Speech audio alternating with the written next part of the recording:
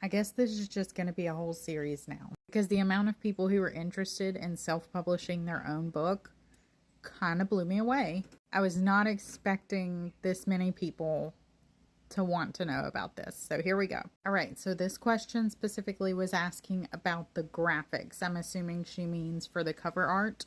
So I'll walk you through what I did for my graphics. Now mine is a little bit unique because I drew my own graphics myself. Okay, back up. Let me show you my book. This is my book, 7 Days to a Life of Limitless. If we've not met yet, my name is Caitlin Childs. I wrote this book and released it in December of last year, 2023.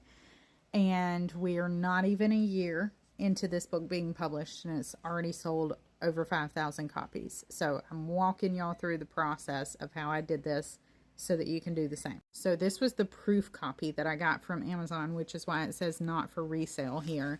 But this graphic art that's on the front, I actually drew this myself.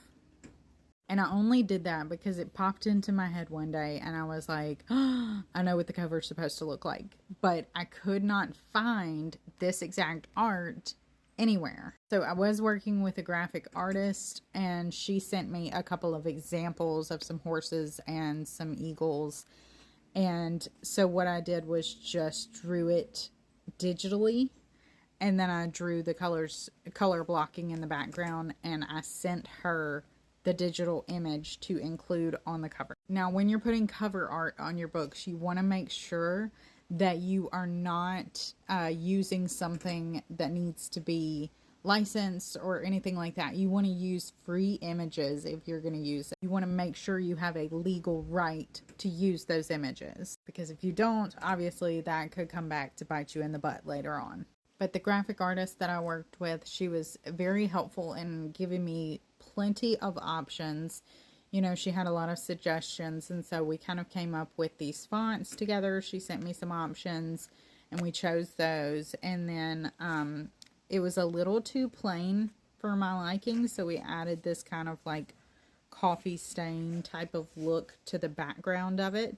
And then on the back is just, you know, regular text for the little synopsis of what the book is about. And then I really like how she added these little reviews in a pop of color in what looks like handwritten font, just to give it a personal touch. And then my author bio is at the bottom. Now, when you're self-publishing, chances are you're probably going to have to go through this several times, because there's lots of teeny tiny details that have to be dealt with and that have to be shifted around as you're working with the cover photos. For example, when you get your IBSN number, Amazon will give you a barcode that they will generate for you on the bottom of your book.